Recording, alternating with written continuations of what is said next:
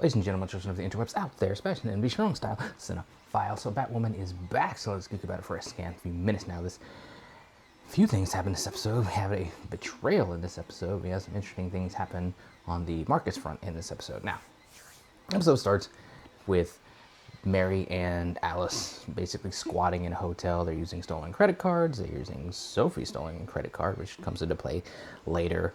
But Mary is trying to, I guess, think of ways to get Ryan and Team Batwoman like off her back, and Alice, of all people, suggests that she needs to just make herself irredeemable, basically, so that they will give up on her and just want to let her go. So Mary schemes on a way to do that. Conversely, you have the team working with Renee Montoya out of her office, which isn't the coziest of arrangements, but they're trying to find Mary and debating the means to stop her. Like, Ryan kind of wants to handle her with kid gloves, and Montoya is telling her that you can't do that you have to make the hard choices, as she did years ago, because we see in flashbacks where she encounters Poison Ivy and then tries to get her to not go the villainous route that she's going to go. And ultimately she sold her soul to Batman, as she put it, and used a concoction created by him that would basically suck all the moisture and water out of her and just mummify her, basically. And Renee uses it on Ivy and, I guess, hasn't forgiven herself all this time because Ivy was her soulmate, so she feels lost without her. And then we find out that Montoya is actually scheming to find her and to bring her back. That's the betrayal that I was talking about, that she was blackmailing Brian, the whole deal with Alice, all that stuff. It was just BS because she was just trying to use them to track down the artifacts and blah, blah, trying to use them to find Ivy so she can bring her back, which we find out by the end of the episode. That's what happened. So it remains to be seen. Kind of, I doubt Montoya is going down like a villainous route, but she's not exactly alongside the Angels in, putting Ivy back in play, putting Ivy back on the chessboard, as it were. Marcus, meanwhile, is just going full on, I don't want to say Joker, because I saw like an article briefly, or I saw a headline. I didn't read the article where it was discussing him, the actor, talking about being like the first black Joker, which we don't need a black Joker, we just need a new character, whatever. We don't need to bite off the Joker, but he's nutty and doing these card game based shenanigans at a party that he's throwing. He's trying to recruit people to work for him, and he's doing this party gimmick where he's asking them true and false questions, and he shocks people who give him wrong answers.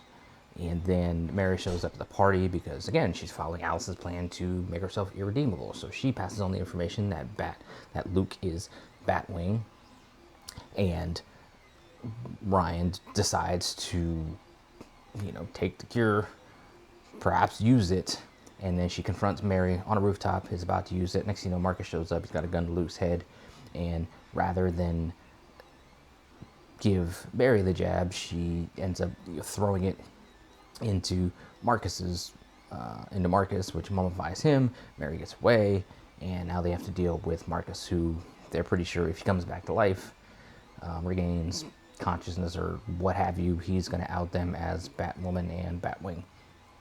Mary, meanwhile, is just still just trying to be seen as important, as on the level, as equal in her eyes to the others, to Ryan, and she didn't get that. So again, Alice is kind of giving her Alice type of advice on how to proceed to kind of get what she wants. And we find out in the promo from the next episode that she's going to come face to face with the OG Ivy, so it remains to be seen how that goes. But all in all, it was an interesting episode in that the betrayal coming from Montoya to the group to bring Ivy back, and then the complications, the consequences of that will be interesting as they're laid out. And then we have Marcus, he's mummified. Is he going to be able to be brought back? Is this going to drive him further into madness? There are some physical changes on him. Is that going to affect how he is going forth?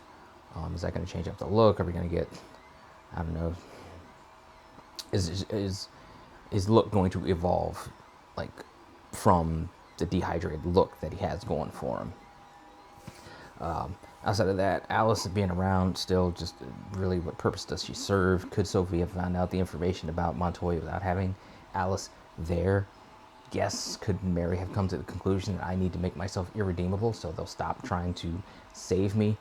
Yes. So it's just stuff like that. That's just, for the most part, it was a good episode. Like Luke and Sophie, I like their chemistry and their kind of bro like moments here and there in the episode. I think they're fun together. Ryan is just Ryan. She's cool. Mary, where they're taking the story is interesting. Gives her some meat to deal with, and like I said, it feels like a natural evolution of her feelings on being sidelined for everybody else's issues, and kind of taking her to this path. So I'm fine with that. Alice being there is just annoying. There's no other way around it. I mean, there's no reason for her to be there. You can write around her, you can write her out, and stuff would still work. But it is what it is. It's where we are. They like the actor. We've been over a million times how the CW treats actors that they like. They bring them back, even though it's to their detriment, even though it's overusing them, overexposing them. It's what they do. Whatever. Remains to be seen how things go from here. But I'm in for it. It was a pretty cool episode. Some cool stuff happened. I'm interested to see how it all shakes out in the end. But anyway, those are some of my thoughts on it, scattered as they often are. But I guess I think, let me know in the comments below. Follow me, social media, talk to me there, talk to me here. Until next time, let us geek.